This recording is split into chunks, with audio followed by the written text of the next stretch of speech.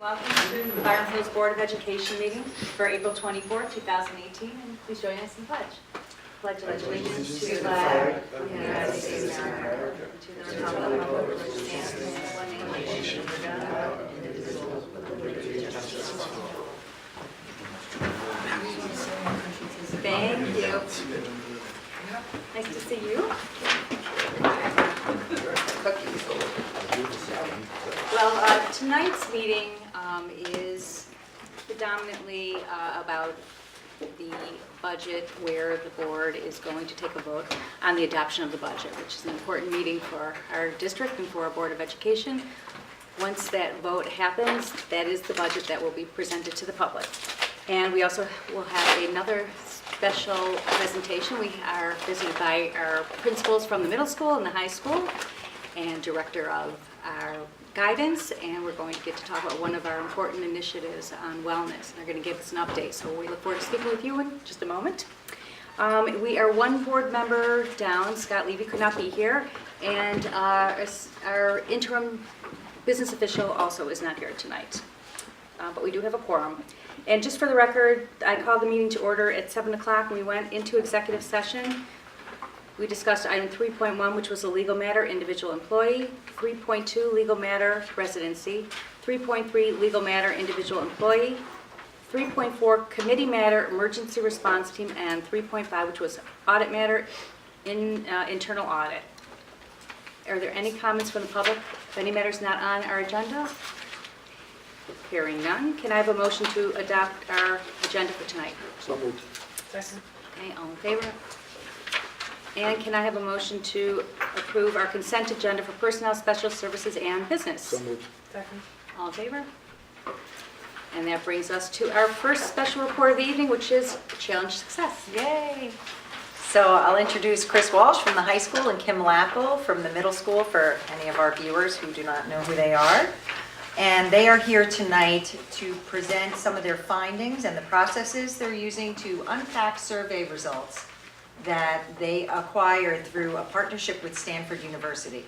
Fortunately, the Byram Hills Education Foundation has been supporting our K-12 wellness initiative, and that included funding a relationship between us and Stanford University where we were able to survey all students 6th grade through 12th grade.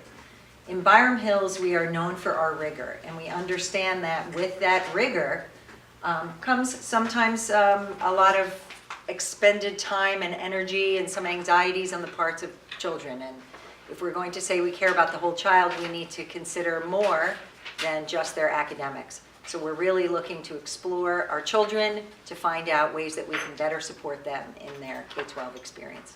So Chris and Kim are here to share with us tonight, and you will be excited by what they found and particularly the processes that they are now trying to fold out. Well, thank you very much for having us here. I know some of you have heard a lot of the work that we are doing, and we really appreciate having the opportunity to come to speak to you about what we really feel could be transformational work that we're doing with Challenge Success and with Stanford University. So just a little bit about the background. As a teacher in high school, I began in 2003, and over the course of time, some of the things that we've noticed that have been popping up are a little bit more of stress and anxiety on the parts of students. And if we look to 2008, that was really, I think, a pivotal point for our teenagers, because that was the year that iPhones came out. And since that time, coupled with the increased competition and pressure to get into Tier 1 and Tier 2 schools, we've noticed a trend leaning towards stress and anxiety in our students. And the outcome of that would be increased amounts of absences. We have more reports to teachers about students feeling anxious. We have certain issues of school avoidance.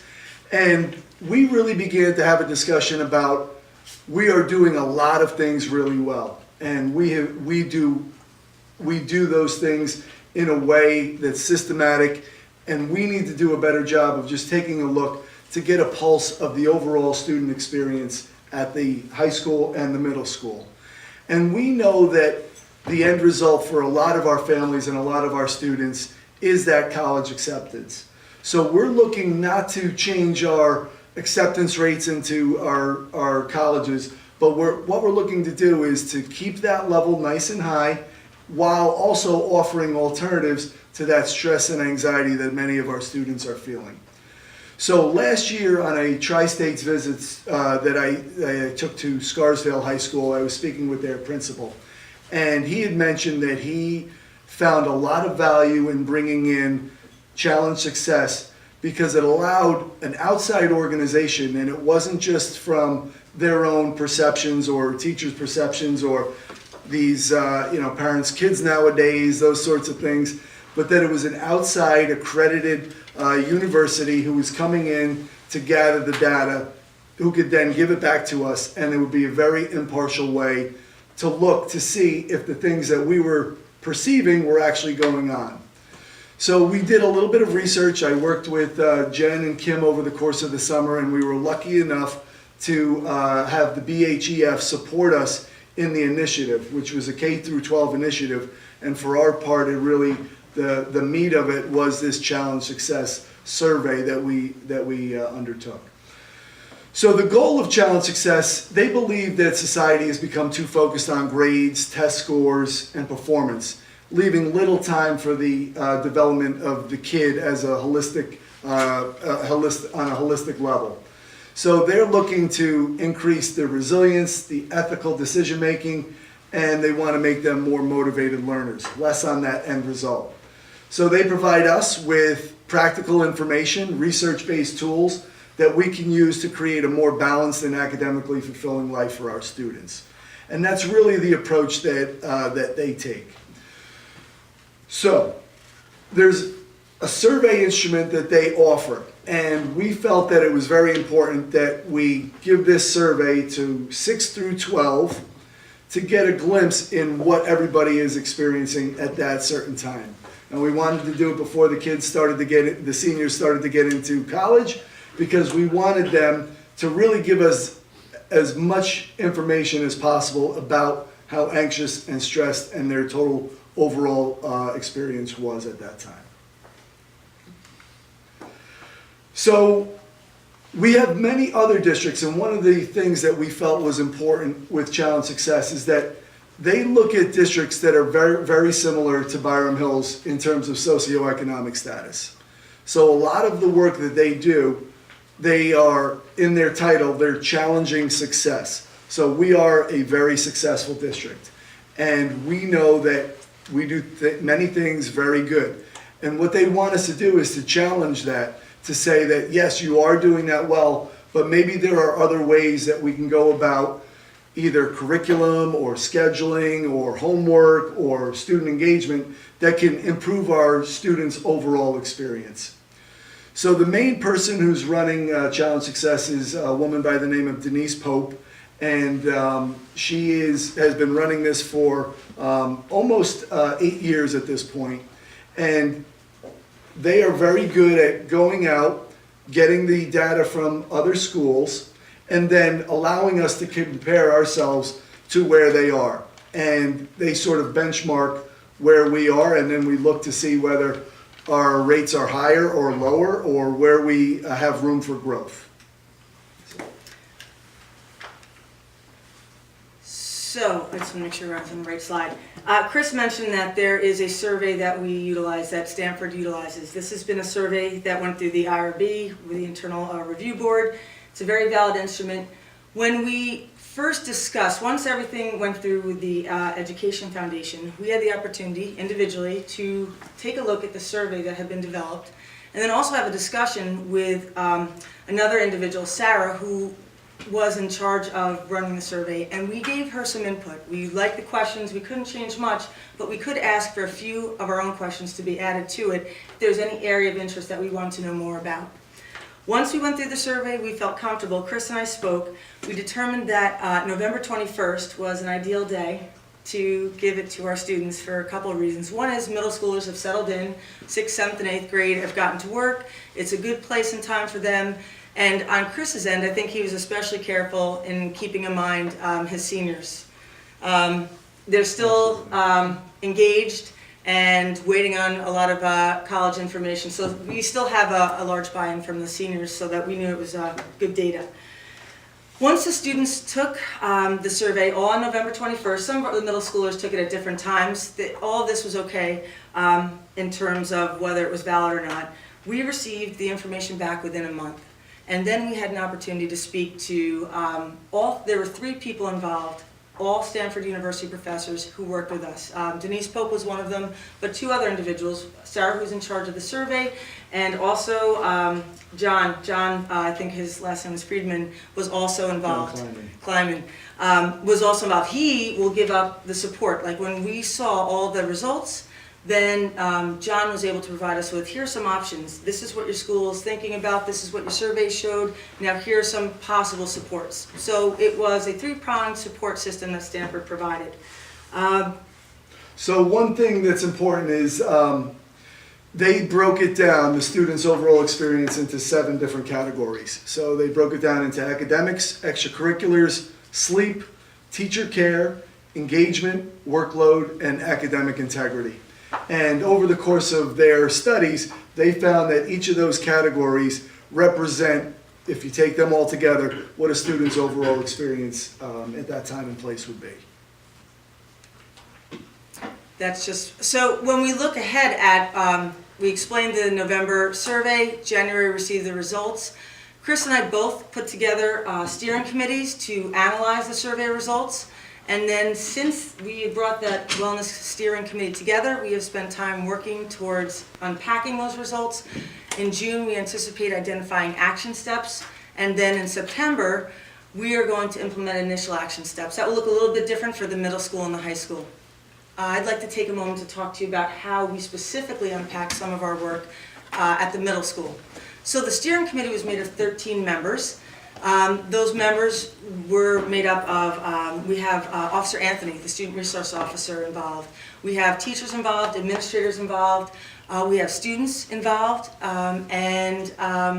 Together, we sat down and we did some of the exercises that we also brought to other committees as well. But we basically developed an understanding as a group that our mission was to take the information from these different committees as we parsed out where we thought the information should be best shared and unpacked, and then we would take all the findings, all the suggestions and the action steps, and then walk away with some big components that we wanted the middle school to take a look at. Can I ask one question? Sure. In any of the comparable districts, were parents involved in any of these data gatherings? I didn't hear the word parents when you talked about the people.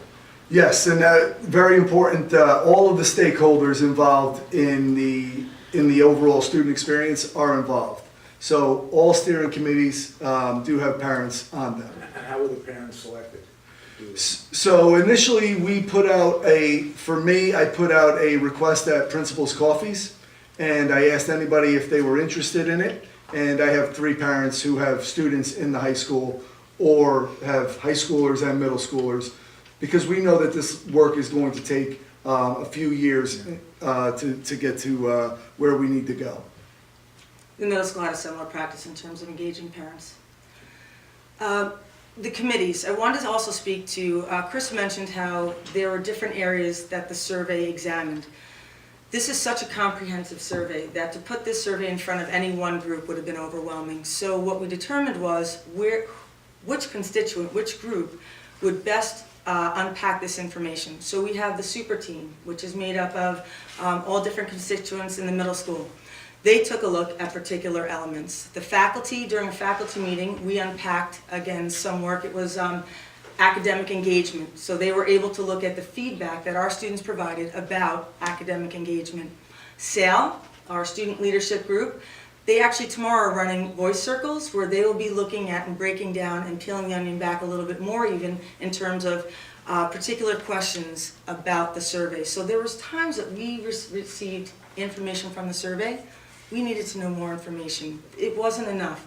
If we know that students are stressed or if we know that they're not sleeping enough, the question would be, well, what are you doing? And so that might have been one of the questions that we're going to ask our children to tell us tomorrow in our voice circles. What are you doing? What time are you going to bed? What does it look like for when you're preparing for a test? These are the things that we want to know what our students are actually doing that this survey couldn't provide us, but it'll allow us an avenue to see where we need to be going. So you'll be able to distinguish between the kids that are staying up late studying versus the kids that are staying up late because they don't want to get off their phones. Exactly. They're playing Fortnite. I was going to say Fortnite. Fortnite. And then what we've found is that through all these discussions, there are threads that we are starting to see we need to examine further. For example, no matter what group we spoke to and unpacked different components of the survey, screen time, student screen time became always an issue. And then you start to get a little deeper and realize that, well, there's good screen time and there's bad screen time. Our students who are part of this group said, I do have my phone next to me, but it isn't always to be talking to my friends. It's because I needed to do Google Classroom, I needed to contact and sometimes reach out to a group member.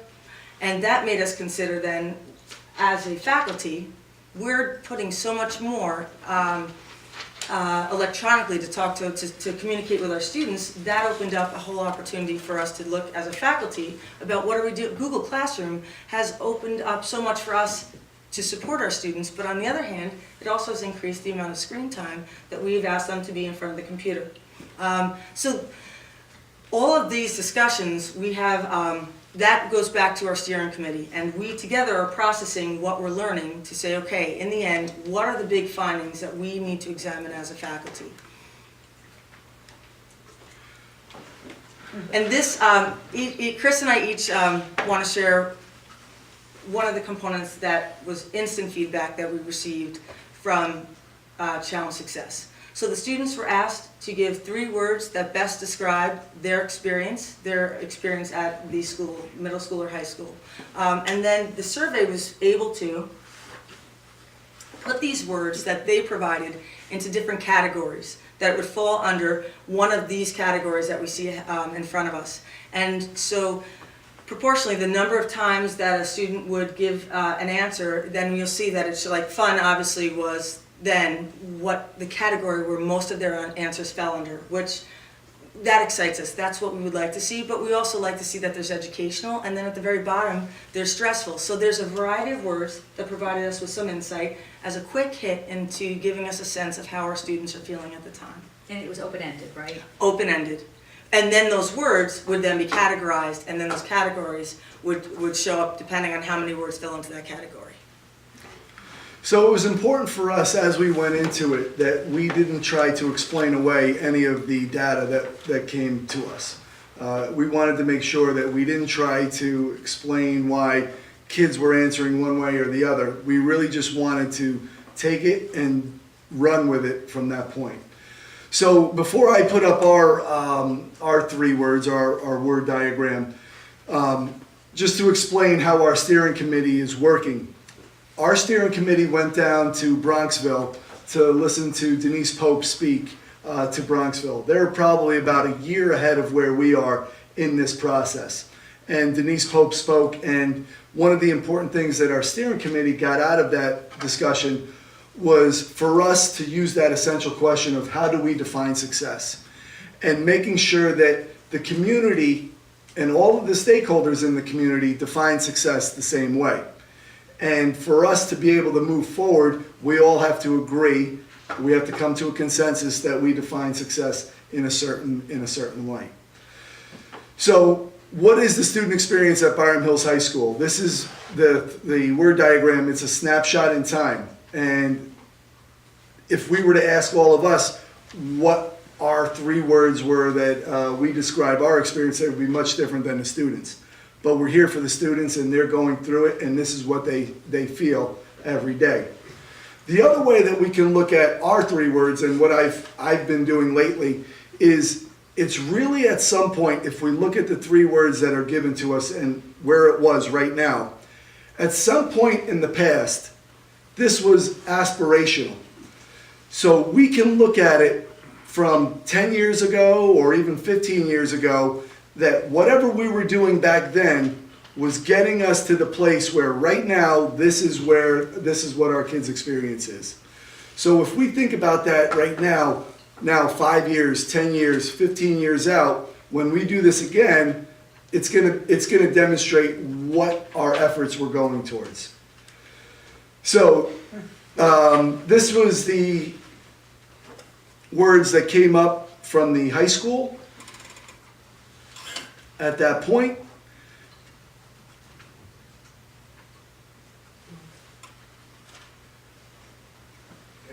Now, I often think about years ago, when this diagram might not have had competitive in it. It might not have had hardworking. It might not have had rigorous. It might not have had academic.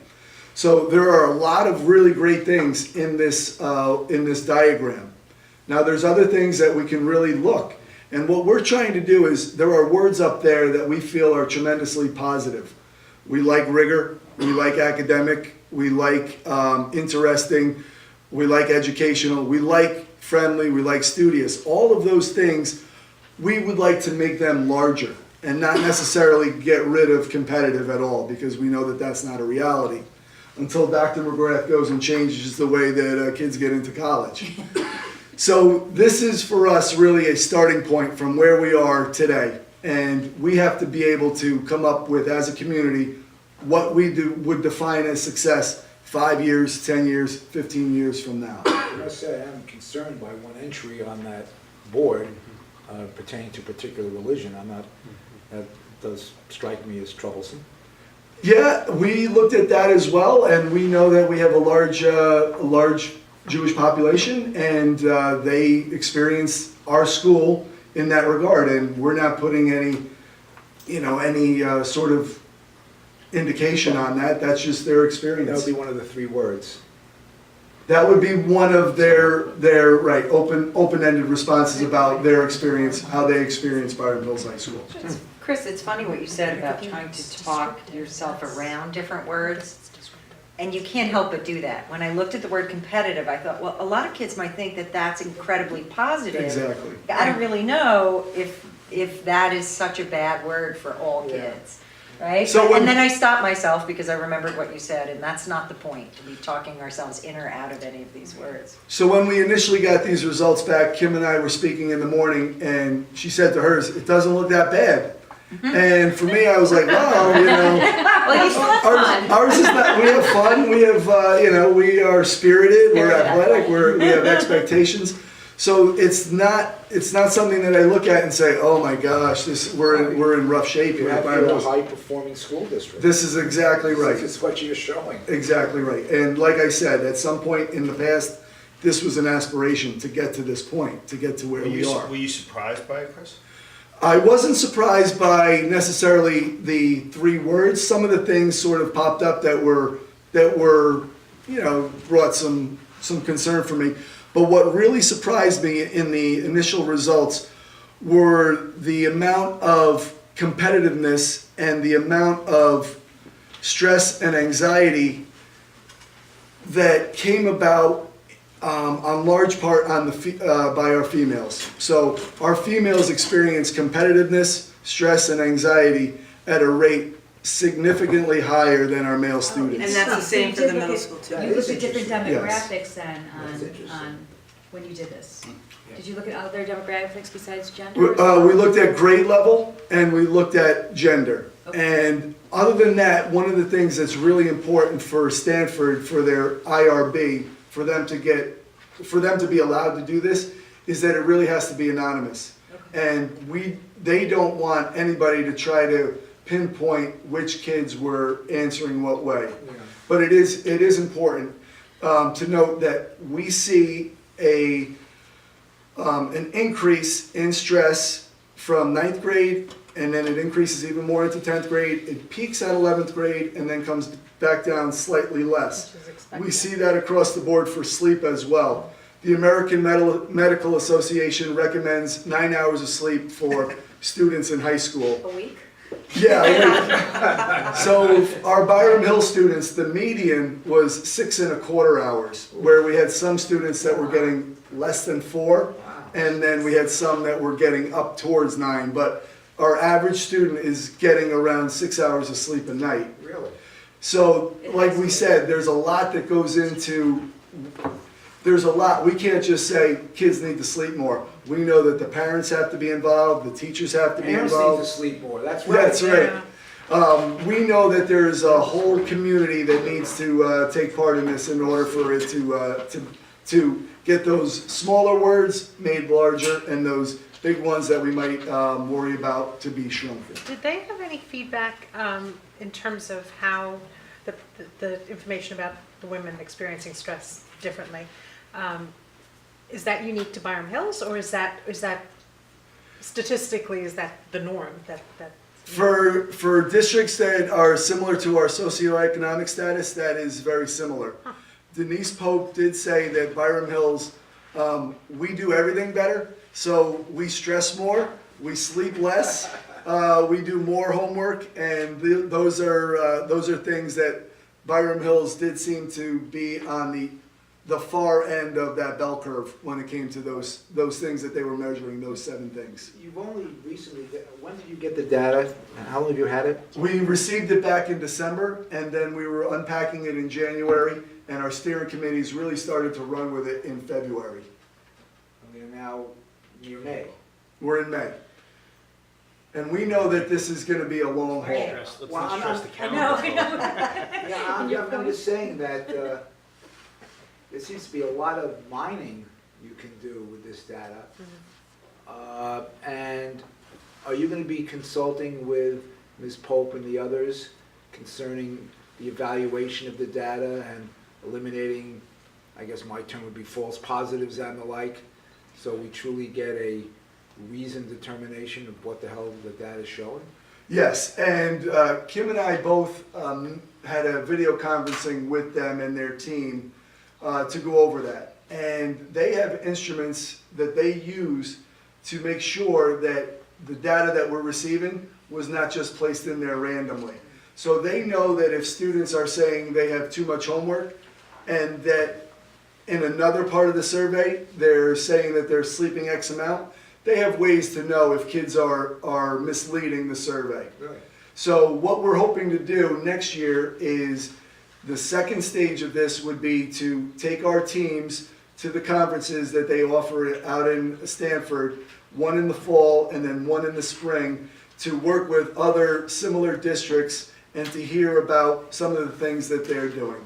So Greg Carrillo, who's working with Mike, tomorrow, this is one of these little things that we just are going to try to do just to see if it can work, where they're going down to the middle school to work with our 8th graders when they're coming up so that they can develop a time wheel. One of the recommendations they had is you start with those 8.5 hours of sleep and then you build your day around that. So if students are looking to sign up for courses that maybe might require too much of them, then that leads to a conversation with the parents. And at least then they can make an informed decision about their choices, that they know going into it that they are going to give up some of these things that are important.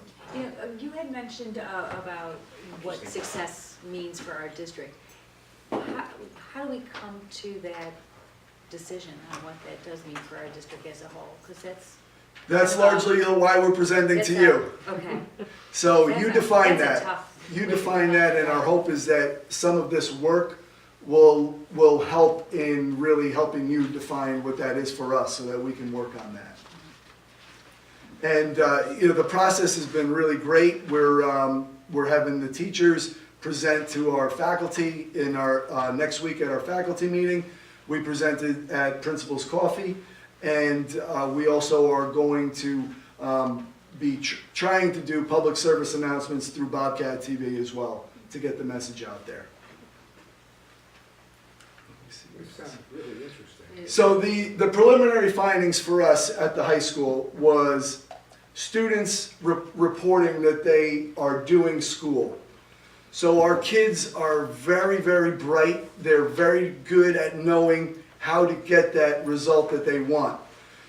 So they're reporting that they know that if they do X, Y, and Z at school, they will get into X, Y, and Z colleges.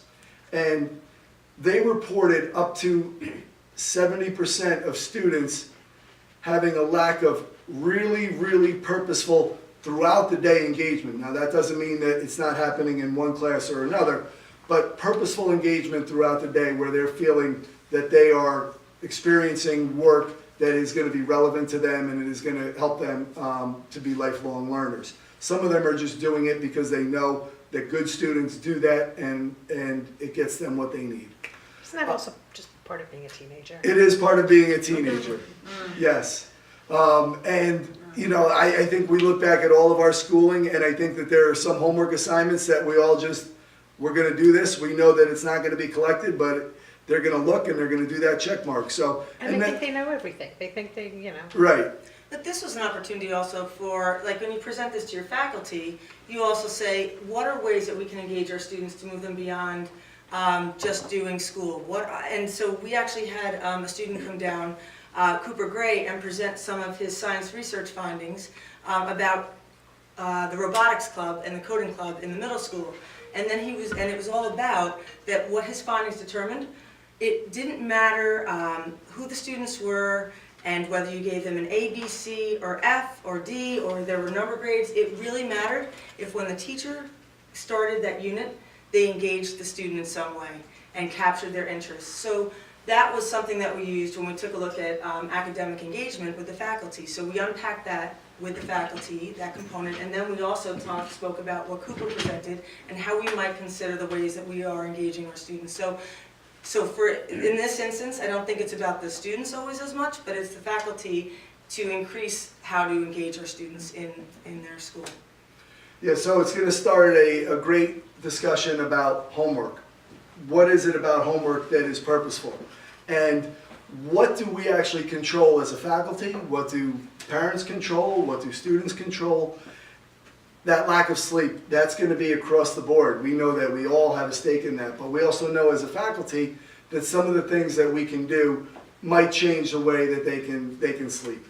There is a sense in Byram Hills that there's a culture of stress where students don't feel like they're stressing enough, or if they're getting too much sleep, that they're not doing enough to get what they want in the long run.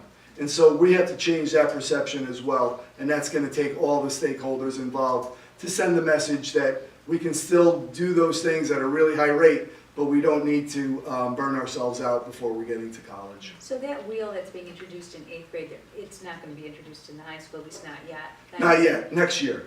And what our hope would be on that would be if we could somehow equate a time allotment for each of the courses that students are signing up for in terms of what's required after school, and they know that they are participating in X, Y, and Z sports or clubs or theater, that we could put a time on that we would hope that their day was filled up with 24 hours. Right now, the only thing that we see are students chipping away at their sleep time. So if they could do it and still get that sleep, that would be great. But it's going to lead, I think, to important conversations at home and just with their At home, friends. I mean, to Ira's point, how are you going to bring this information to the parents? Because I think that there's a part of it that comes from the student, there's a part of it that comes from the school and the faculty, which you mentioned. But there's also a big part that comes from home. I mean, I think there's probably a percentage of kids that are going home and saying, Mom, you've got to get me a tutor. I need help. I need to do better. I need to get into this college. There's a percentage of kids that are genuinely driven themselves. But I think there's also a large percentage that that pressure is coming from home. Yes, absolutely. And we don't want to take away from students. We paint the picture that it's all about the college piece. We know it's not. We know that there are students out there who need to be able to do that work, to stay up late, that they have that drive. And we don't want to eliminate that possibility for those students either. So we just want to make sure that the balance is something that they recognize and that they're able to discuss at home, to be able to have those conversations where if we're getting the information out to the parents that this is what the experience would be if students took X, Y, and Z, then at least they have that information and they have to ask themselves the tough questions. Is it worth it for them at that point? I think this also addresses maybe something that, I've heard. I've not had the personal experience, but the, ancillary discussions around the district being great for super achievers and great for children that need a lot of support, and the kids in the middle, you know, kind of maybe don't get as much attention. That's probably the wrong terminology, but, and I think what this would do is somebody who's, you know, who's maybe stressed or challenged because the academic work is too challenging and they're not budgeting, or their executive functioning skills are not quite as enhanced or as mature as other kids. So I think, you know, that might be something that, I think the interesting piece about this is that might identify a little bit of this as well. Yeah, absolutely, and we see this as sort of like a three-year span before we really have our full machine in place to get it working. So here we are banging you on the head and you just barely started this. That's right. But we know that it's a long haul, and it's very interesting. It's been really great to actually see the results. I'm a data person, so to get the data and to be able to sort of put it into our kids' experience has been really thrilling. No, go ahead. Go ahead. Oh, I'm just curious, how, as you're looking through these findings, how do you find both your steering committees, like, is it resonating, these you know, the data you're uncovering, is it resonating with the kids and the teachers, you know, do they agree with it? They, as I mentioned, some of these discussions, they start to really uncover, so if the big issue could be screen time, then the students are providing a very different perspective in terms of how it is so important to them. And one student might explain that they turn the phone off, the other student says, I need the phone there. Then we'll see some of the parents in the committee talk about at how their students and children are experiencing also the very same topic, but in a different way. What we found is that this has provided us with a tool that separates emotion out of it and brings in just some data that we can take a look at from a student's perspective. Because everyone has their own story that they're telling. Parents feel like teachers might give too much homework, teachers feel like kids are overscheduled, but the truth is there's a little bit of everything in all of that, and we need to be able to break it down and come up to, and communicate. This has been an opportunity for the steering committee to go back, for us to utilize parent coffees, to ask what parents need. I think we also have learned that to communicate more next year, we would love to bring in either some speakers or utilize some literature and parent coffees to open up conversations about these things. Because when you think about homework, there is no easy answer. If there is an easy answer, but what to do with homework, it would have been solved already. It's very dependent also on our children, and that was a conversation that came up in the last steering committee. Some students really enjoy having that homework and they want to have that other work. Other students want to have a choice in homework.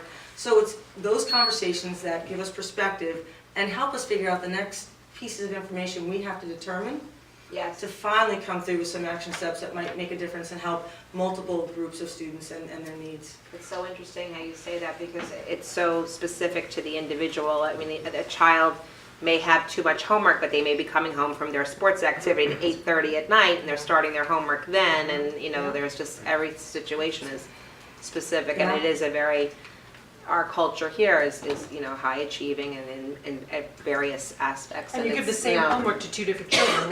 One child Right. could finish it in 10 minutes and another child might take an hour. Right. I think the reason I'm so happy that they're embarking on this is because when I think about kids who are here, they have a lot of support systems. They have teachers they can go to, they have department chairs and guidance counselors, and they have their parents. It's an incredible support network, and they're still here. What happens when they go to college? Right, So exactly. they're going out into this world, and are these support systems in place for them, or is it better for us to get them to start regulating their own lives, starting from middle school to high school? Or the That's support what I love systems about adding to that stress. wheel. Yeah, well, maybe. The wheel starting in 8th grade is brilliant because once they get to the high school, they really do need to, I mean, they do self-advocate really well at HCC. But once they get to the high school, it's a lot of parents hands off and knowing where to manage and budget their times. I know in skills in 6th grade, they go through it. Then to reinforce in 8th grade, and then maybe even if they could do it in mentor or something in 9th grade, it would be fantastic for them to realize, I don't need guidance. I have these seniors who can also help me, and to know that there's so much support outside of even teachers, just within their own students in high school, is incredible. One of the things that I was really happy to see was that they show that there's an inverse relationship between a student's perceptions of how teachers care about them and workload. So the greater the workload, students feel that teachers, right, but what our reports show is that our students feel more supported by their teachers than any other district with our similar socioeconomic status. So our students report at a much higher rate that they feel that they can go to at least one adult in the building if they had something of major concern. And that was for the middle school. We were so proud of that, you know, when you walked away, that was a place where we also, we kind of beat out every other school district that we were competitive with. The kids knew that we cared, and they knew that they had a faculty to reach out to. And I will also say that the kids also thought that the 6th grade teachers cared a little bit more than 8th grade teachers, which isn't true. That goes along with what Chris is saying. Is 11th grade teachers don't care about anybody. I have a point that I think it's important because obviously you're not doing this work in a vacuum. You're not doing it simply to find out. You're doing it to perhaps suggest changes in the way we do business. And if that's the case, I think ultimately this comes to our policies. You know, ultimately things that could be recommended really would result in policy changes for the Board of Education. So I know you are at the beginning of a long voyage. You've taken the first few steps, and I find this totally interesting. But I think you've got to keep us pretty closely in the loop here as to what you're finding, what you're seeing, because this could have a direct impact on what we do. It could, and I actually see it having an impact, a step back from policy, but definitely policy is board goals as well. Yeah. As being some of the bullets under the wellness that we have as a board goal, so, I was just looking at the board goals when they were going through that, definitely. yeah. Well, we appreciate you just allowing us to come to speak to you, and we know that we couldn't do anything without your so support. much. So Thank We you. expect to hear a lot more from you. Yeah, as we're looking time forward to goes hearing by, it. 'cause this is something different for It certain. is. It is. It's eye-opening. Yeah. And your timing for presenting this to us as we're getting close to the end of the year is good, as we start thinking about board goals for next year. So Yeah, great. Thank you both Thank so you. much. We have nothing else to worry about. Good to see you. It'll be interesting to see what we do with this. Ms. Lapple, you still owe me that essay.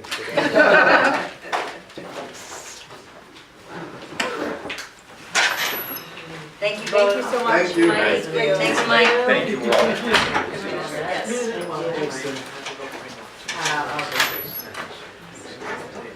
Thanks, Kim. Thank you. Good night. Thank you for coming. We're all set. Great, great.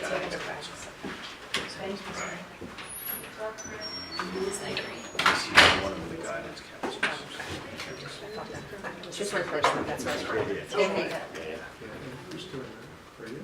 You know what I want? There's a moving on its own. I want to wait for Lori because we're going to talk about the budget. That's We're good, gonna adopt the because we budget, have so a- if we could just wait one We minute. have a mystery.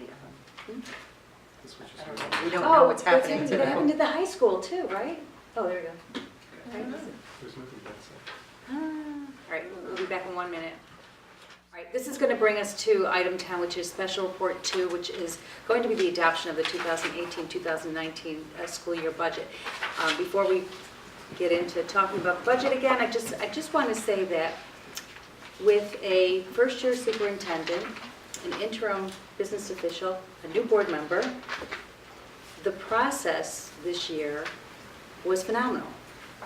I mean, here, you could have a situation, because we do have new parties in there, that it could be, maybe a little bit challenging. And I have to say that everybody involved rolled up their sleeves, delved deep into this, and I feel like the process was incredibly smooth. I feel like that the integrity of this budget and the responsibleness of this budget is really, but I'm really proud of it. I'm really proud of how well everybody did. So I just wanted to thank everybody, and also Greg Carlson spoke to Greg, and the budget has his blessing too. And of course, the foundation of the work that he's done, and Susan and Mary, the business office, just an incredibly smooth process, a lot of integrity in this budget. So I just wanted to commend you all for that. Thank you. And I hard work. want to thank Susan Jim, Greg, who has been a phone call away for us, and Mary. And especially the board members, that we've taken a look at the budget in a way that I feel like we haven't before. And we've really looked at it from a 5-year perspective, costed it out, and made a lot of changes and listened to a lot of suggestions. And the board was very open to us asking questions and taking different approaches. And I feel that we have so many financially savvy people on this board, and this was really supportive for me as a first-year superintendent. And I go to principals' coffees and BIC meetings with confidence with this budget and presenting it to our public, and that makes me feel good as a person who's a caretaker of the district. BIC is Budget Information Budget Committee. Information Committee. In case anybody's wondering. Thank you, Jen. Okay, so with that, we go to 10.1, which is Budget overview and tax rates. And first I'd like to, read something that I wrote to the board as the board is voting on the adoption of this budget tonight. But I think it's important for the public to know that we did achieve the goals that we hope to accomplish. And the first one being we remain significantly below the tax cap levy by $920,227. Really trying to ease an impact on our taxpayers, and I was happy with that. Number 2, we maintained all of our programs that make our students stand apart from their peers, and we are still standing as, I believe, one of the best public school districts in the county and the country. We will continue to focus on the effect of the budget on taxpayers in the future, and we're continuing to look at per pupil expenditures, which I expect those numbers to be a little different in the next few years as we have more relevant data. We're still looking at data from 2000, we just got the 2016-17 data, so we're still not even accounting for reductions in staff in those numbers. We will have responsible staffing and prudent budgeting in every department in school. I've already made notes as for next year of what I'm looking at for building level and department level budgets, so this was a good process for us. We'll maintain curricular and extracurricular programs so we can effectively complement our students' classroom success. I love that kids feel that they live at Byram Hills, that this is their school community and that they can come and be a part of it. I mean, you should see the number of kids who are involved in after-school activities here, and it's not all sports. We're trying to get to every child's need, and we've been able to do that. Continue to reflect on technology initiatives, keeping our students competitive for college admissions and their future careers. And that comes from everything like our technology infrastructure and offerings to our courses that we're offering at the high school in engineering and straight to our extracurricular clubs and activities. And just making sure that kids have those opportunities. And we will maintain our approach to using the reserves to keep our tax rates stable and managing our bond payments effectively. I was really proud of over $2 million in savings that we were able to have from refunding those bonds in 2013, and that has been a great cost savings to the district and the taxpayers. And the adoption of our proposition of replacing the turf and track field in a responsible manner at the high school, keeping our taxes level by saving the monies and creating that capital reserve last year, and avoiding spikes and avoiding an interest right now in new bonds. And as I've said before, the last time I looked, there were 9 school districts in Westchester County seeking bonds between $8 and $80 million. And I'm very proud that we're not doing that at this time. Wow. Yeah. We've had a lot of bonds. Considering we're still paying off the other bond, Yeah. which we should have finished in the next 6 years or so. And we maintain our Moody's AAA bond rating, and try to have a very predictable budget from year to year so we avoid these tax spikes. So I'm very proud of those, and I will take you through a quick walk down memory lane. We've been through this budget process a few times. But today, at April 24th, we have the hopeful adoption of the budget by our Board of Education, followed by May 8th, Budget Hearing 5, where we will recap the budget. And May 15th, we ask our voters to go to Crittenden to vote from 6:30 in the morning to 9 o'clock at night. Our proposed budget is an increase of 1.94%.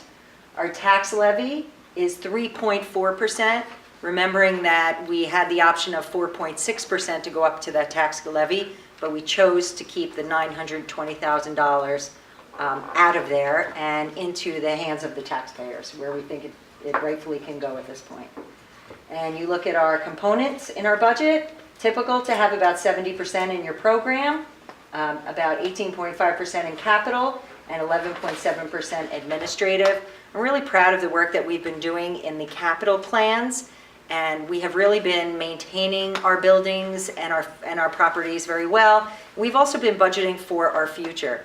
As I spoke to the board about this before, we are looking at cogenerator to start at the high school, and starting to look at different ways to conserve in our energies and power moving forward. So we're not looking necessarily all the time for additional monies for some of these improvements because we've been able to pace them out over time. And our proposed budget includes all of our programs and services. As we say all the time, a Tier 1 school is not right for everyone. But the fact that in 2001, 20% of our students were accepted to Tier 1 schools, and last year 60% were accepted, means that that outside community is looking at our students and saying, these students are prepared for the world. So we're proud of that. All state and federally mandated programs, all athletic programs remain. Nothing makes us happier than hearing the loudspeaker with music and watching kids practice in the afternoon, and seeing kids coming and going from games and their families enjoying them. All transportation services remain, and we ask people to go on the website to look at all of our programs, special programs that we've had since 1997. Our revenue, we know that we've experienced a change in our revenue. Our fund balance appropriation is the same. Our state aid is a little bit higher. We know we don't get that much state aid, and that's a conservative number. And other revenue, which is coming from sales tax, tuition, students, and some of our BOCES reimbursements. But we do know that we have lost significant monies in pilots. We are down about 32% in our pilots from last year to this year. And that is a trend that we're starting to see in the town. So we are not only looking at the impact of that on our taxpayers and on our own school budgets, but also looking at the fact that we're trying not to go butt up against the tax levy. And the tax levy is going to be a different situation every year. Last year we were $34,000 below the tax levy. And there are times you may be that way again, but when we can have this responsible budget, we will. And 88% of our revenue comes from real property taxes. These are the estimated tax rates. They're per $1,000 of assessed value. You will see that there are increases in North Castle and Mount Pleasant, and decreases in Newcastle and Bedford. And if you look at some of these 5 years worth of data, you'll see that it's really a moving target. I mean, I think it was Bedford who had a -6% one year and a +12% the following year. So there really is not as much stability there, but a lot of that comes through the assessed value and what we get in the town, and this is not decided by the schools. And that is our budget. Byram Hill's a great place to learn. I mean, I think it's important, frankly, that the community understands that, we can do a lot with little, and we do, and I think the budget demonstrates that, given the very low tax levy increase. But unless we have a real working partner with Albany, and unless all the mandates and all the funding requirements they put on us every year, there's a lot of talk about it, but until there's real modification about it, there are only so many slices of bread in the loaf. And even Byram Hills at some point has to be careful. And the reserves are just that, they're reserves. They're not an ongoing replenishment of money, they're reserves. So I hope the community will understand that to maintain our excellence, it's not just enough to do what we're doing, but we're going to need support from the community in dealing with state government regarding how the burdens that are placed on local school districts. Because for us to continue to do what we do, and I think we do it very well, we do need an active working partner in Albany, and sometimes we have one and sometimes we don't. But I think the administration's done a wonderful job with this budget. I think I'd like to see, we all have more things we'd like, but I think we operate in the real world. And I think under a real world, that this is a fine budget, but I just don't want the community to take this stuff for granted. Really, this is tough stuff, and we need your support. We're very grateful for the support that's been shown over the years. We hope it continues. But in addition to the support, we also may need active participation in dealing with what goes on in state government to make sure that we can remain a great school district. Thank you for that. So we go on to property tax? Yes, the property tax report card is included there, and I think the typical things are in both parts of that, the appropriated fund balances. But what you'll see for the first time is we've been asked to include all schools, the schedule of reserve funds. So that's included in there for the first time. And the school, there was a... District, yep, school budget district notice. budget notice is just what the state uses to make sure that we're not exceeding our cap. And that is submitted, I think, 7 days before the, is it 7 days before the formal budget hearing? Yeah.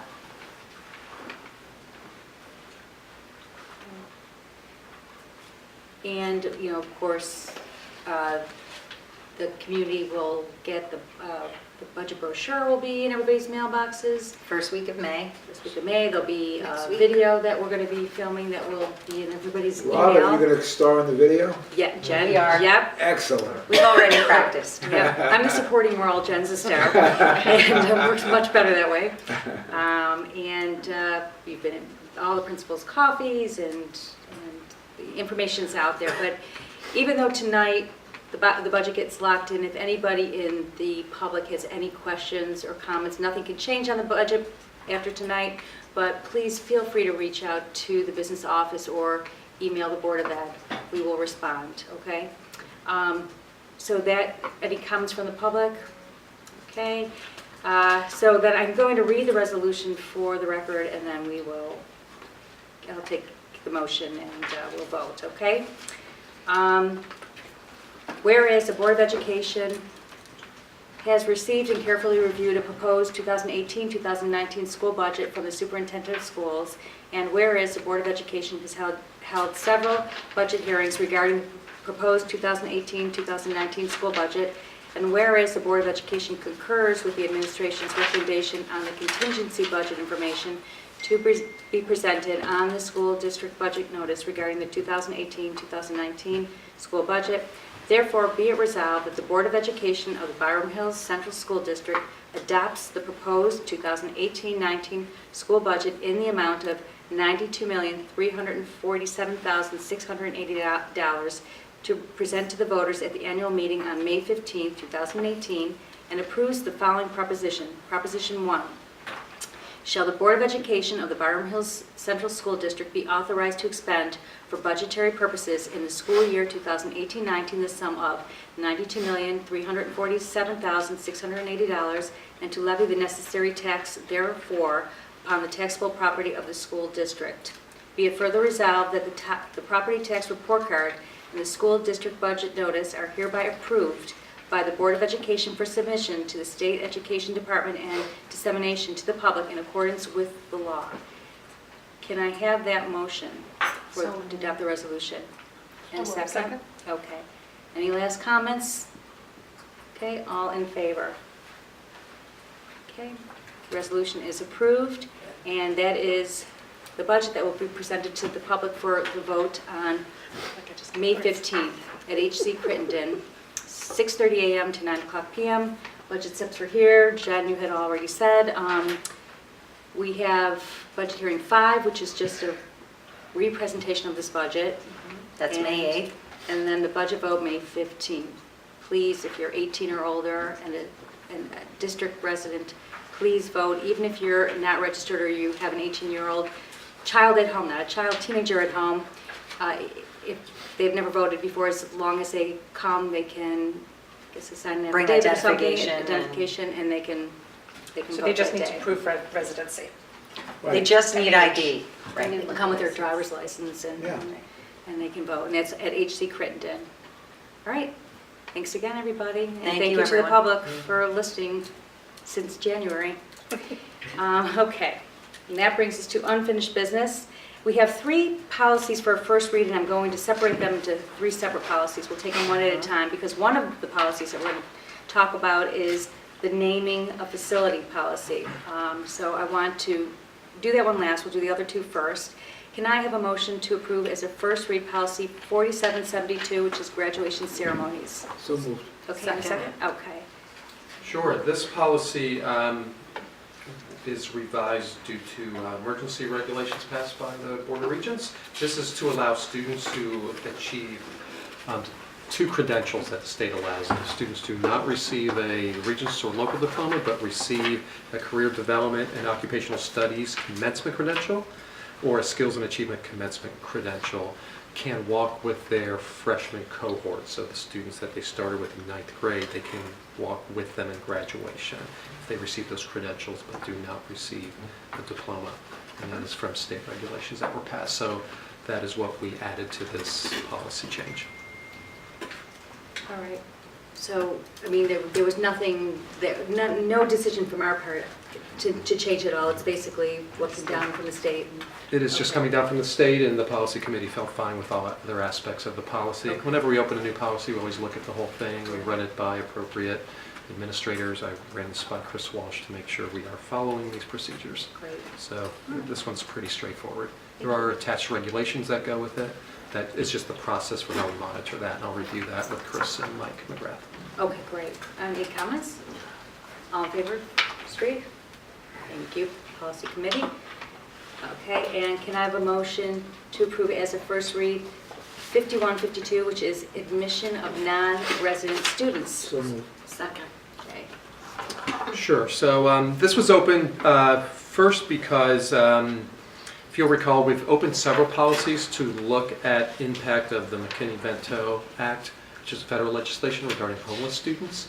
So this policy affects homeless students, and we added the last paragraph, which is the whole idea of this is removing barriers for students who are homeless. And so there's a paragraph added that's recommended by NYSBA that will remove any barriers to students who might not be residents of the district, but who may reside here due to homelessness.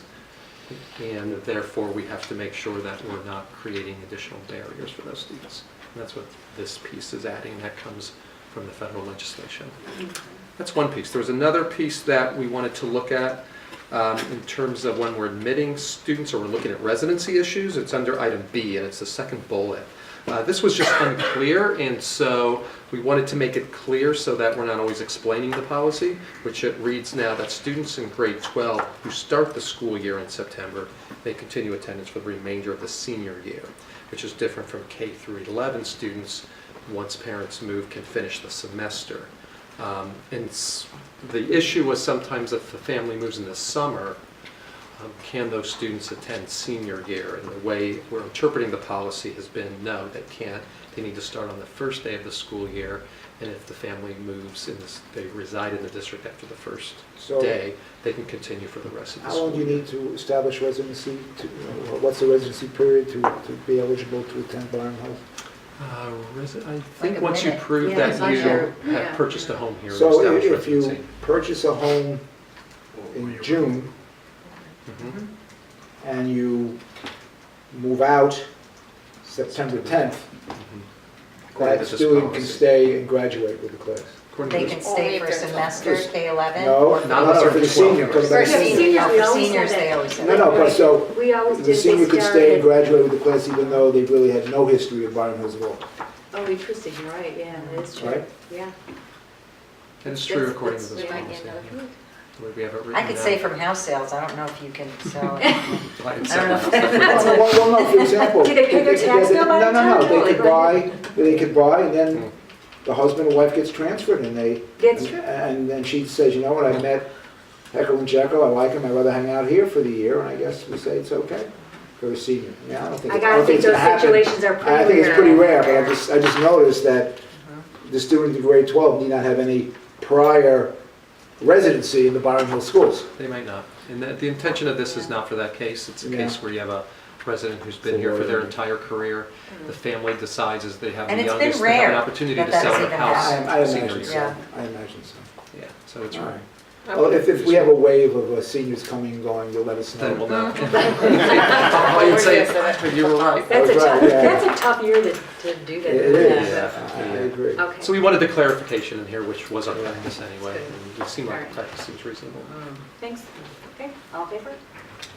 Okay, very good, thank you.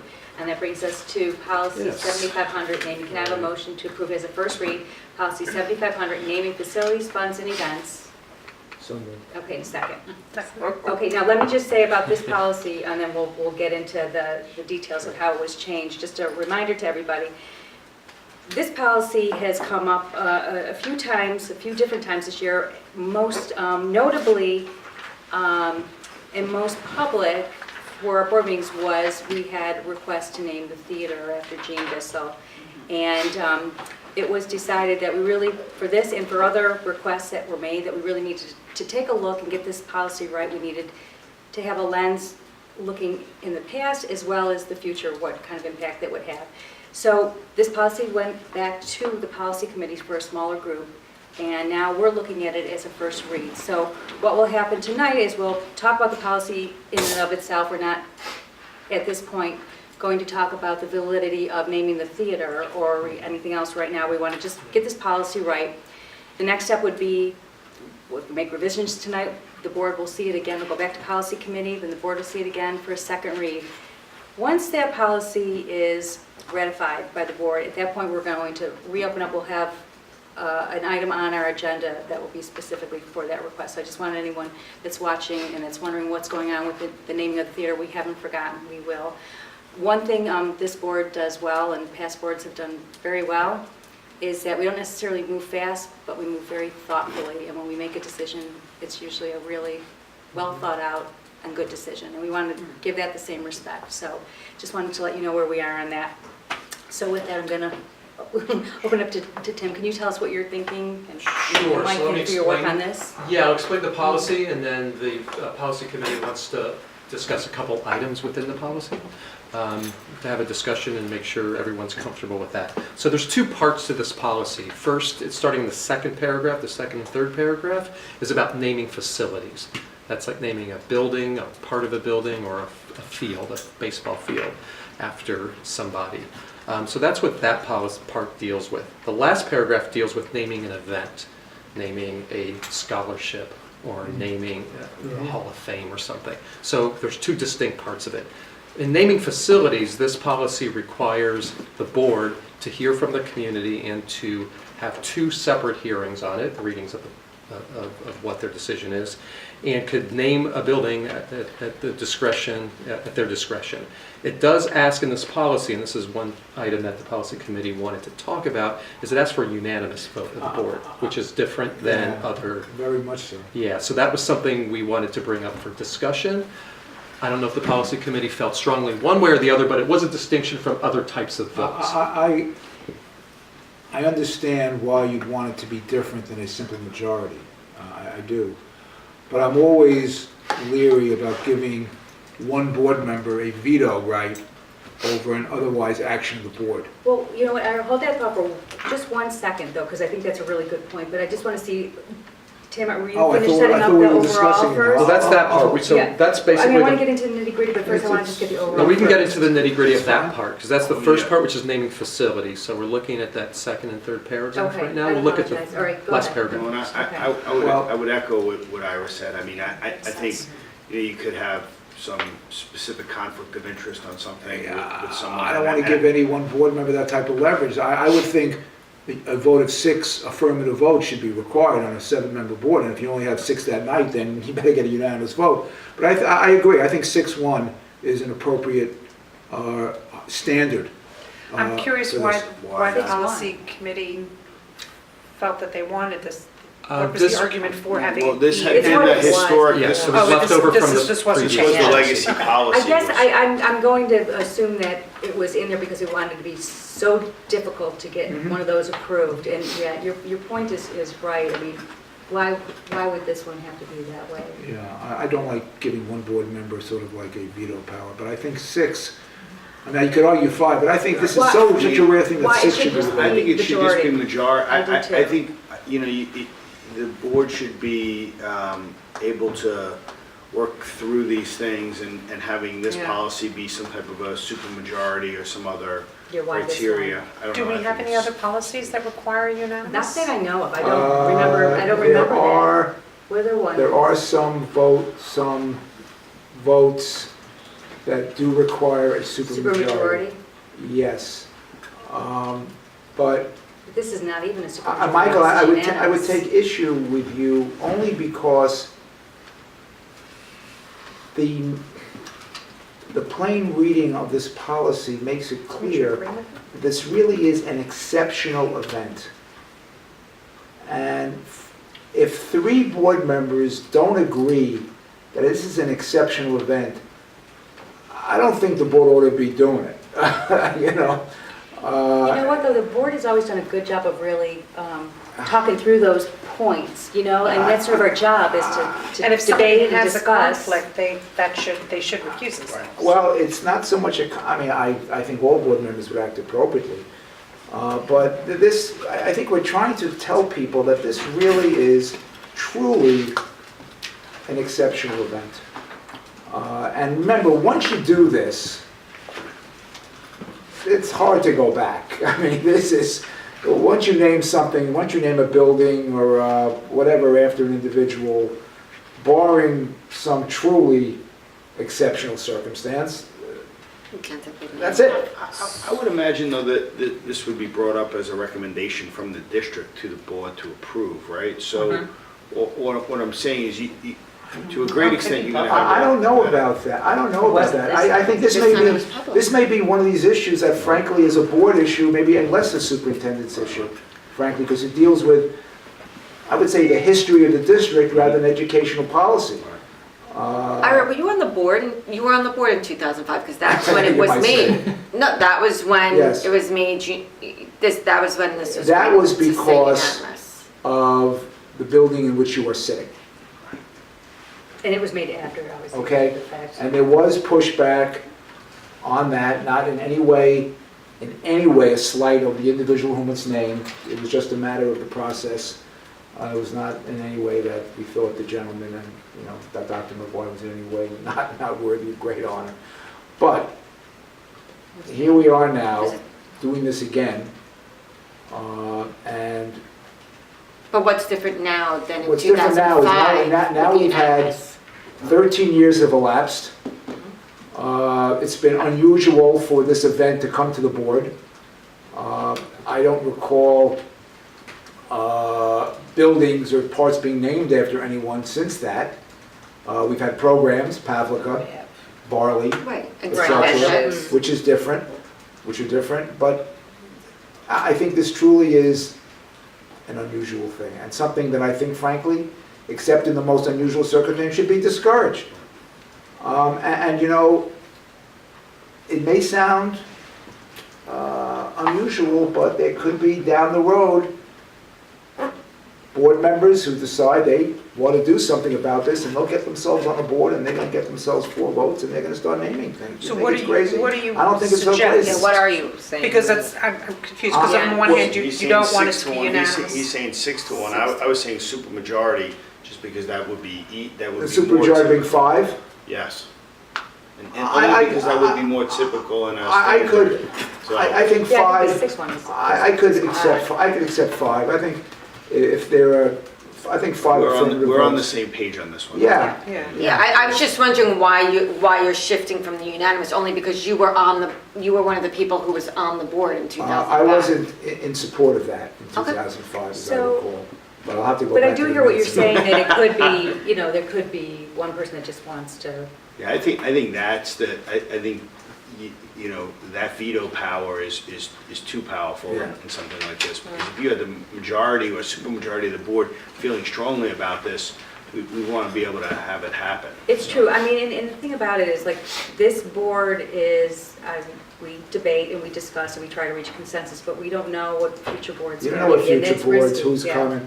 I think, I prefer 6, but I certainly could live with 5. I think, but it shouldn't be 4. I would prefer the 6 one too, because I agree that this really, there should be a really compelling argument, compelling enough that the single board member should be able to convince if there's Well- if it's a 5-2, they should be able to convince one of the two people to change their minds.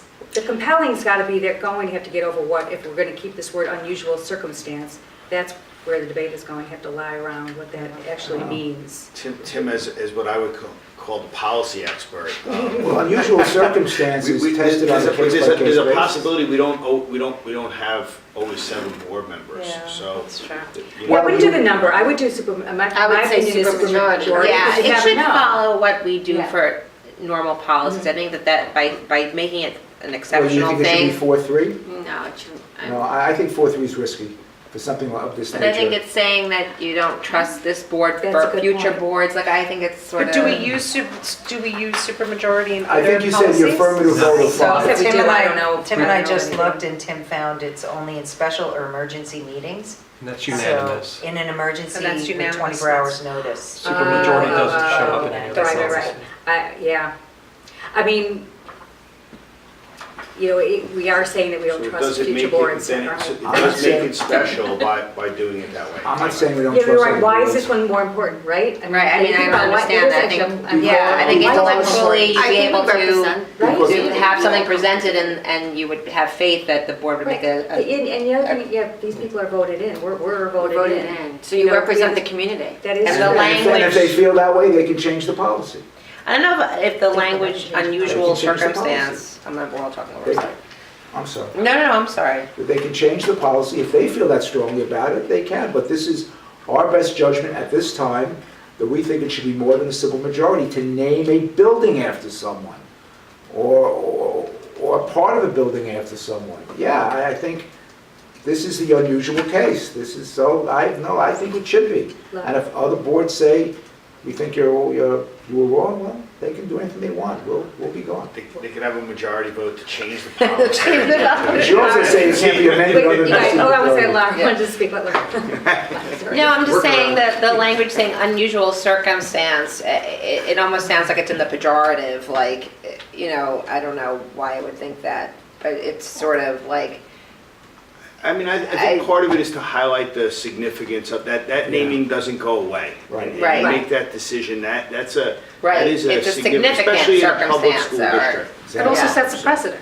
Yeah. It does, Yeah. it's a real hard, it's a hard thing to walk back afterwards. Yeah, you don't go, you're not gonna do it. And this is only for that paragraph that we're discussing. That Yes. has nothing to do, the bottom half, we haven't gone to, the bottom half has nothing to do with. Right. So let's move on. Or the 6 pages. So, can't so just where define, are we we, have we to have to, decide let's see if we, can we resolve where we think on it. So does it sound like we're in agreement that we're not going to do unanimous? Sounds like, Yes. right to I'm in anybody? favor of not Yes. unanimous. Not, Not right? unanimous, Okay, I think but that was something. a good point. And then it's just a matter of supermajority or the 6-1.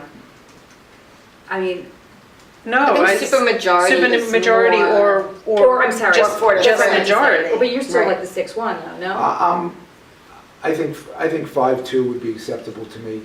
I But just it's think fine. Lara, Saying we're supermajority versus saying regular. regular the majority, right? affirmative, I think, accepted by the affirmative vote of five members of the Board of Education. You need 5 votes. I'm comfortable with 5. I don't care how many people sit at the meeting, you need 5. I'm going back personally to what you said, because you're right. Why is this policy more important than any other policy?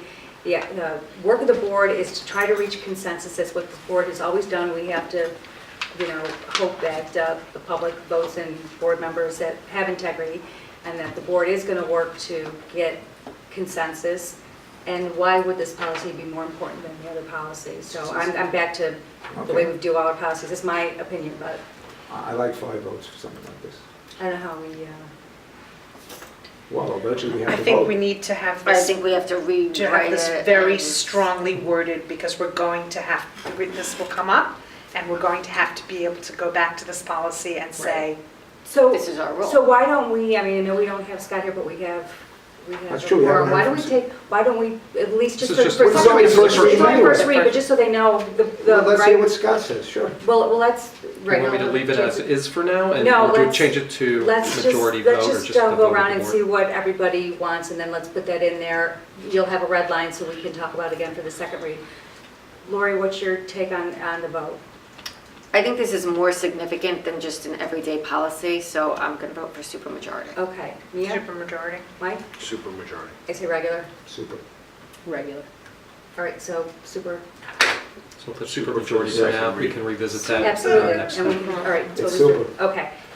Now, But is also super speak just to those who are Skylar present, also. or is super 5? How are you we need to defining define it? I think I'd just say the affirmative vote of 5 Board of Education members to make. What it if you only clear. have 5 people present? No, well, then an unanimous No, vote, or wait let's- till the full board's there. Yeah. You have a 7-member board. Put in super now. If we only and then have 5 we people. can We revisit have it. to Yeah, define that's super fine. majority. Yeah, I thought Just that's, that. Ira had the definition. I think Now- supermajority is too vague. Right. Let's be specific. Affirmative vote of 5 Board of Supermajority Education. isn't big. Well, but if we only have 5 people showing up, I mean, technically, supermajority can be anything over, my understanding, anything over That- That's majority. fine. Right. I think you ought to put in what I said, and then we can right, talk so if you about only it. have 5 people at the board meeting, you have a quorum to take a Right. vote, I would not be comfortable with 3 votes naming a building after That's somebody. true. Supermajority is not always a So I think we should percentage. use Ira's, I like Ira's language where we specify Supermajority of the entire. that it must be at Could be least 5. 5 Affirmative affirmative. vote of 5 Board of Education. You know what, here's something else. What if the vote has to take place with the entire board Yeah. also?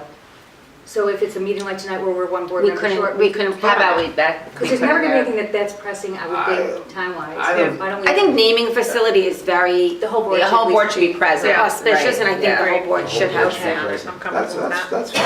All right, That's fine. there was, where else were we now? I can add that to the policy as well. Yeah, By Okay. the presence of the entire board. They're all- Yeah, I like that. okay. Okay, so The entire qualified board.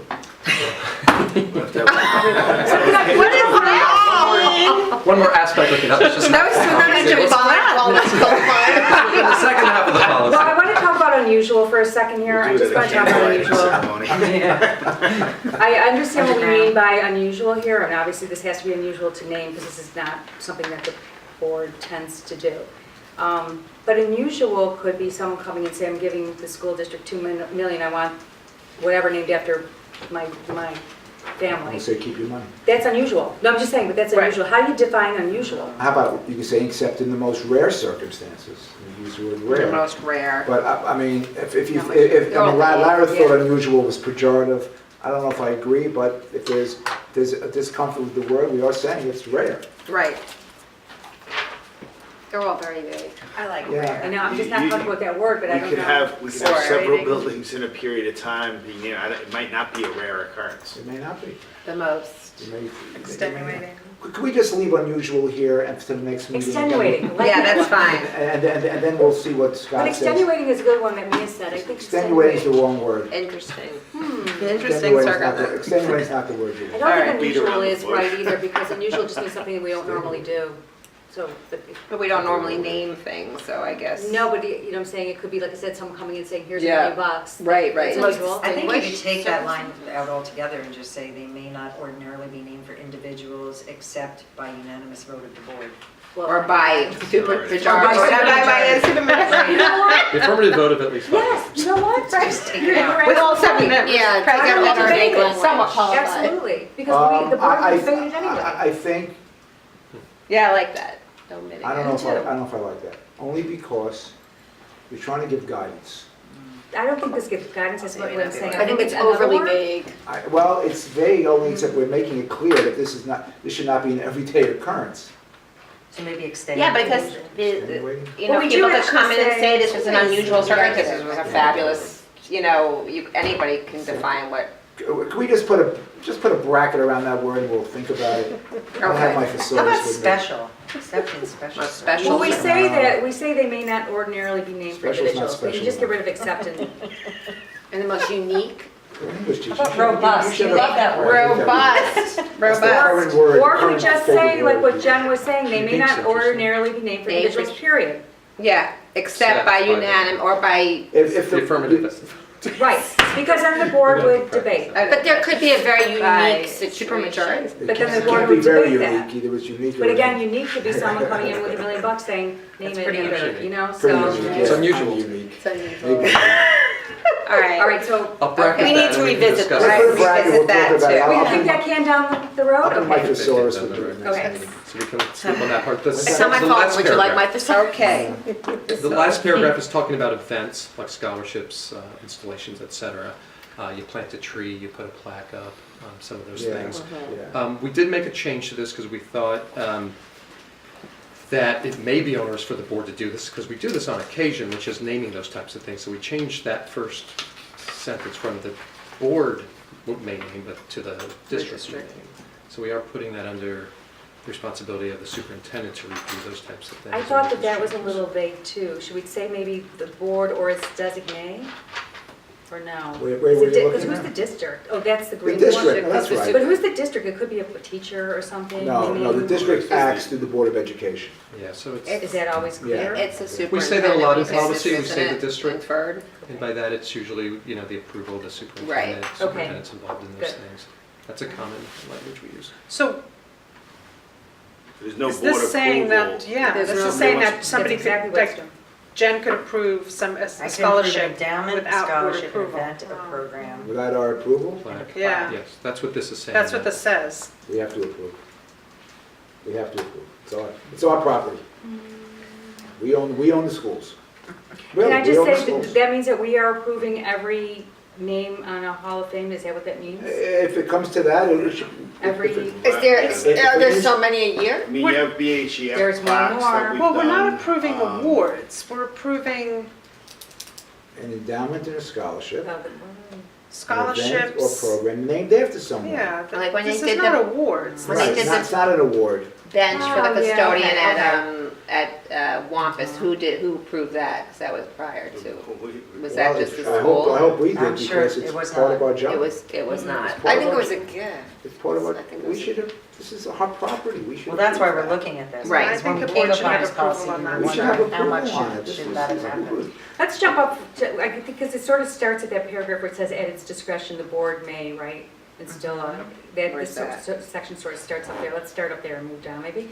At its discretion, the board may instill a plaque or sign or hold a public dedication ceremony on the occasion of naming of the facility or That's- property. Right, that's for the facility part and name. Still connected to that. The next section is The district. different. The Well, board's not district going, but actually on the board, that one though, the board is not going to do, we're going to instruct or allow the district to, right? Yeah. We're- It sounds like we're doing it, we don't You do know how to it use now. a screwdriver, right? Exactly, that's what it sounds like. I'm not doing any heavy lifting. Right. Can I break in with a question? The first two bullets at the bottom of the page are very different from the third bullet Yes, to that's me. right. Mhm. And I almost wonder if they need to be in this policy. In the third bullet, or the second and third? The bullet? first and second bullets, I mean, and I think it's that the board can name the following for an individual or organization, and that's the installations. If we're giving a scholarship in the senior awards, we're not coming to the board and Exactly. asking. And events or programs, if we are, I agree with that. yeah, so I I almost agree with wonder if we change the district to the board, and we take out the first two bullets. So you're just leaving Events or installations, programs. plaque, bench, tree, garden, wall, is that really the Yes. end? Yeah. And that may even be able to get incorporated in the sentence that Robin was talking about, which precedes it. I don't know, I mean, if we're gonna have the John Jones lecture at the high school, is that a board business? Is that something that the high school simply handles?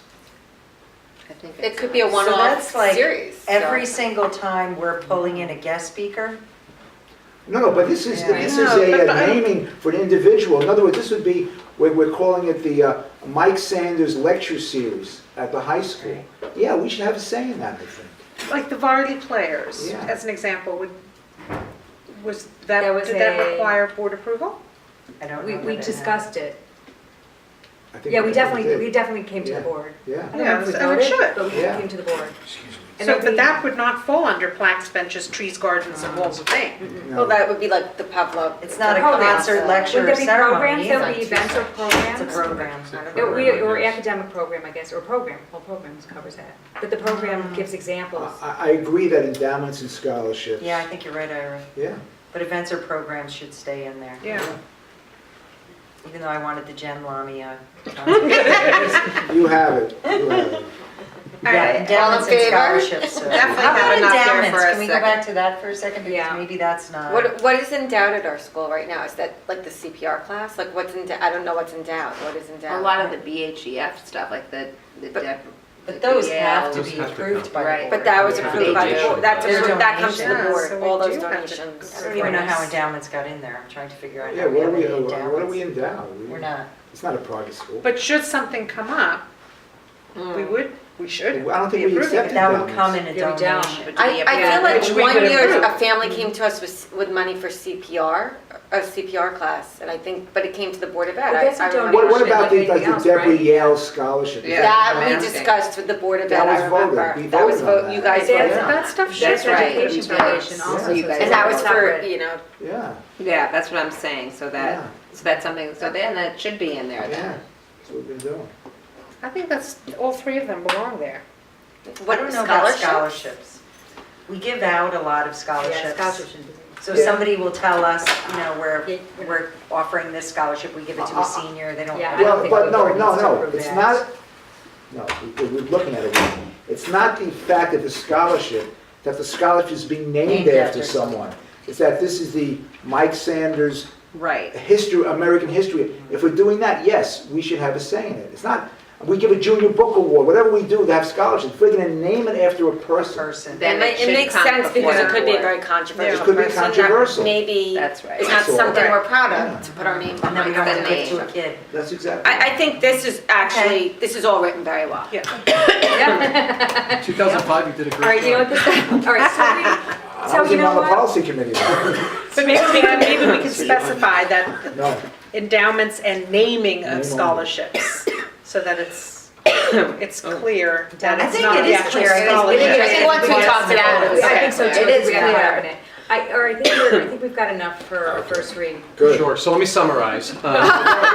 Don't. Three small things we're going to change the unanimous vote to by the affirmative vote of at least 5 members Yeah. of the Board of Education, at least 5 Board of Education members in the presence of the entire board. Yes. Yes, good. I'm going to put brackets around unusual, Right. Thank and I'm going to change district to board in that last Well, paragraph. just leave the brackets around unusual, let them figure it out. No, that's And we'll fine. come back to that. We'll come up with a Talk word. about this. Yeah, good, Pieces all right. again. I like it. Just a question, I wasn't clear, what was the green type first? I know the red type is, what's a green, what's that I green? think that was just the second time after we changed it once. We went back, Jen and I reviewed it, we made some more I was changes. just curious, all right. Yeah, I Wow. think it's just red line.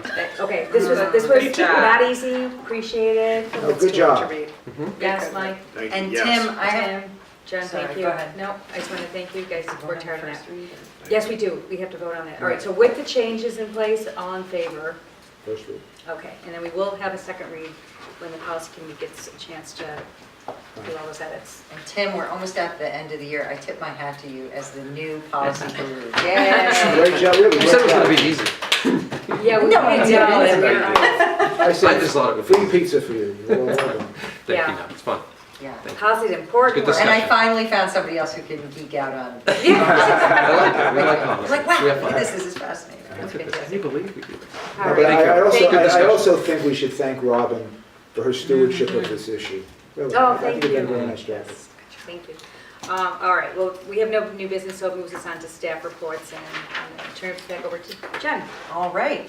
I just want to report I've spoken to the board before about the Lower Hudson Education Coalition, and you may have received a letter also from them.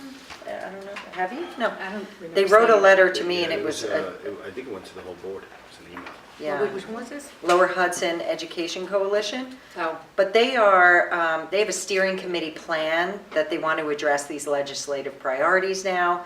And it's an advocacy plan, and I don't know if you remember, but they had hired 2 people to look at how they can really focus their advocacy efforts. And what they have come to determine is that they are going to consult with Ostroff Associates, which is a premier government relations firm in New York State. And they are assigning it to different services with them. It is risks at the state and local levels, to develop legislative strategy, to strengthen relationship with government. What I really like is they're going to be attending hearings and committee meetings relevant to Lower Hudson Education Coalition's interests, and they're going to provide regular progress updates to us on policy objectives. So I'm happy that they're actually putting this in the hands of a firm that is knowledgeable and experienced in this area. So I'm hoping that we really channel any advocacy efforts and any legislation through them. As a combined, Lower Hudson Council group, it's not just superintendents, which is nice. Seems like a number of the board members on that were also NISBA members. Is that Yes, right? yeah, so there are. Lisa Davis and some others. Yeah, Lisa Davis is on it, and the board president, Victoria Tipp is the board president of Chappaqua, and Frank Schnecker, I don't know if you know him, and then there's some Lower Hudson Council school superintendents on there also. Yeah, Oh, thank you. so it'll be nice to have them spearheading that effort instead of all of us trying to find out what people are thinking and doing and advocating, and we can have a more precise effort. And other than that, we had some exciting social studies department news. Sheila St. Ange and Deb DeFrancesco, if you remember them from the middle school, they were chosen as co-winners of the 2018 Outstanding Middle School Social Studies Teacher by Westchester Lower Hudson Council for Social Studies. And they've been recognized for innovative student-centered approach to instruction and tremendous collaboration. And they are getting an award on May 23rd at the Hudson River Museum. So congratulations to our two educators. Yes, congratulations. Yes. They're both sixth grade? Yes, that's great, yeah. And have done quite a lot with the kids. And also I want to give a little shout out to our HCC SAIL students and our Student Leadership Board students. I attended a workshop with them the other day, and it was to support leadership skills. And the Student Leadership Board at the high school was turnkeying these leadership skills to the SAIL students. And the SAIL students are going to be going back and turnkeying that to the students in the school. So Tim and I had this dream. We said, when can it be something more than just these 80 high school kids with us in a group? And now it's really starting to happen, and they're going out and spreading that word together. We also had, Our kids are, in our district, are just Yeah. amazing leaders. I mean, just the science,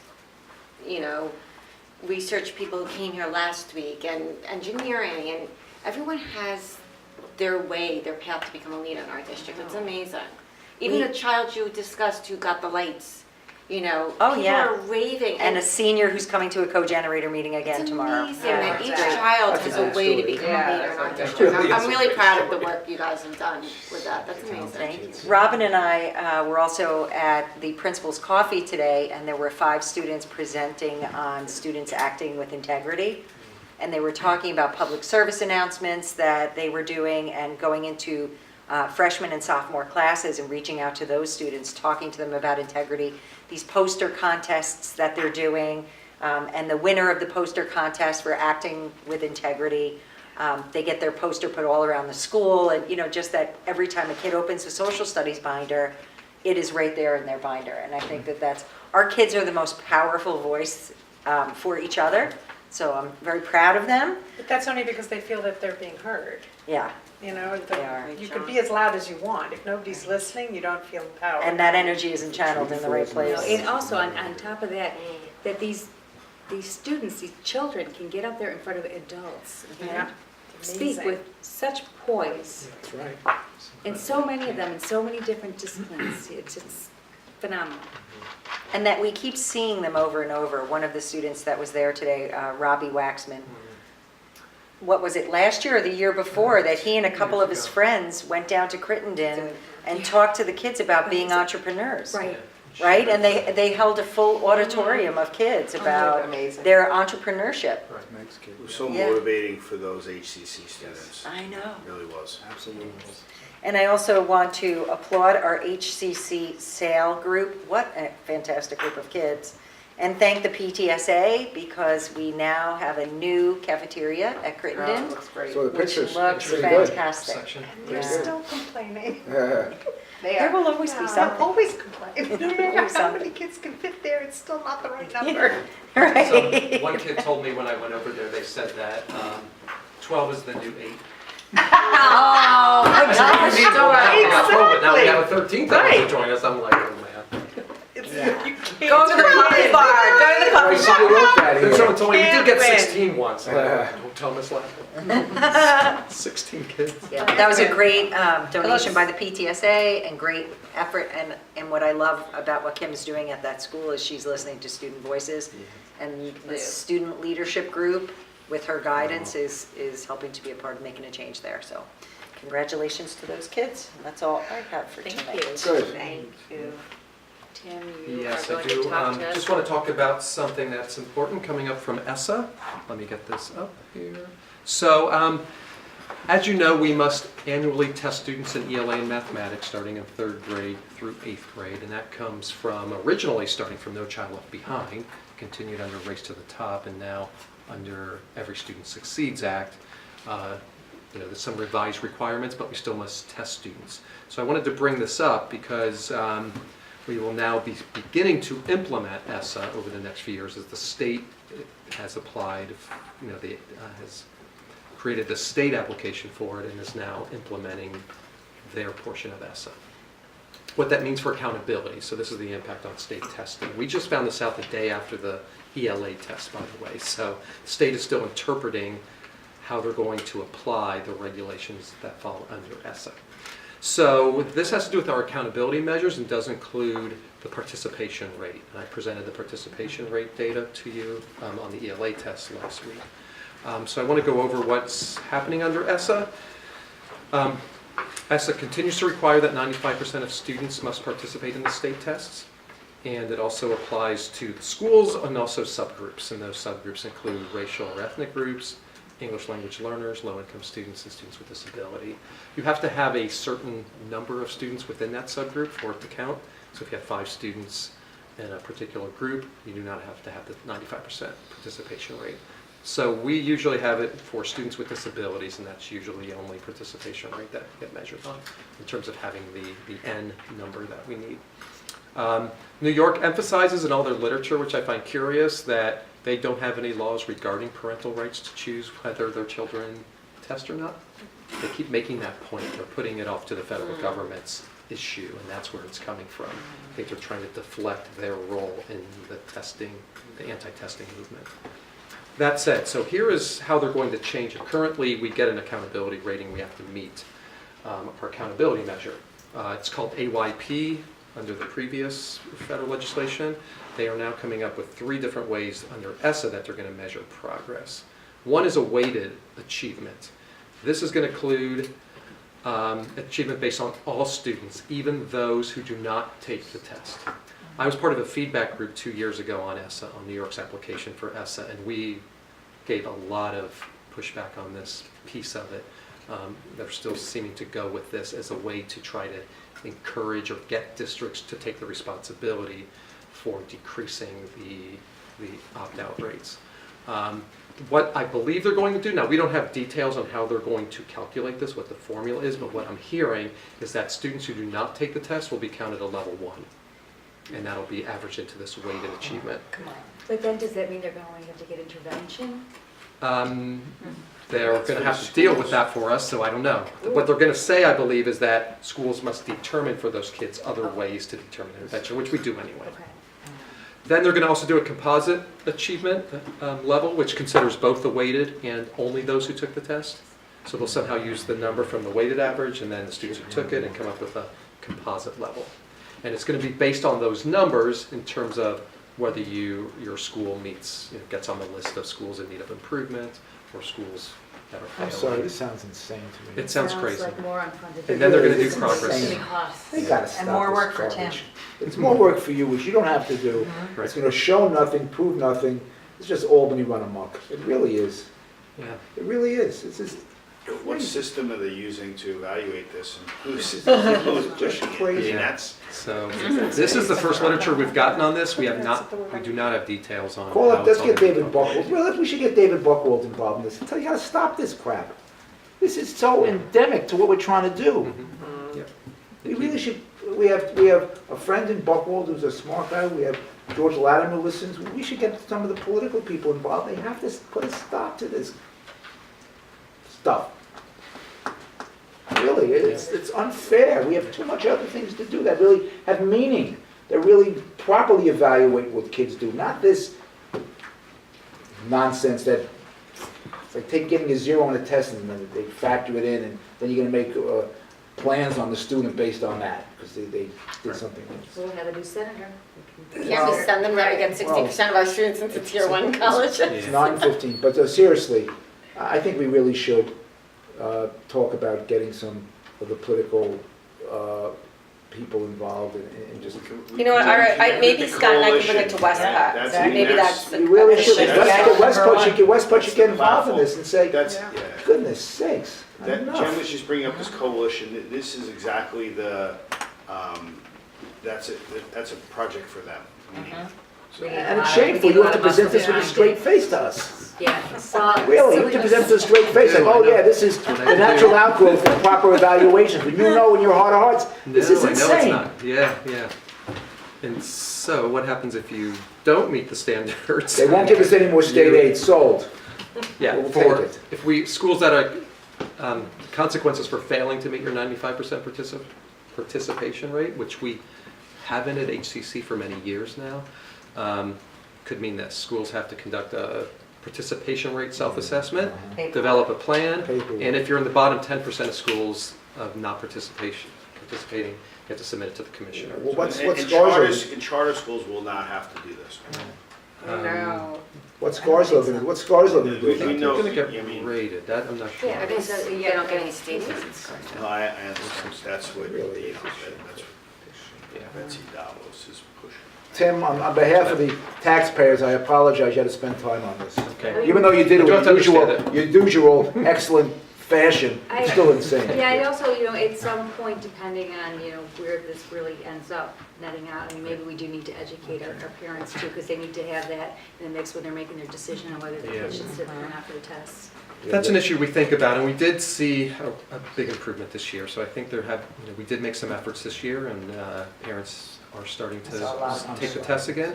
I'm worried things like this will set it back. Right. Yeah, absolutely. And also, I think our value has been parents ultimately make the decision. We're not going to. As long as they have all their information. Exactly.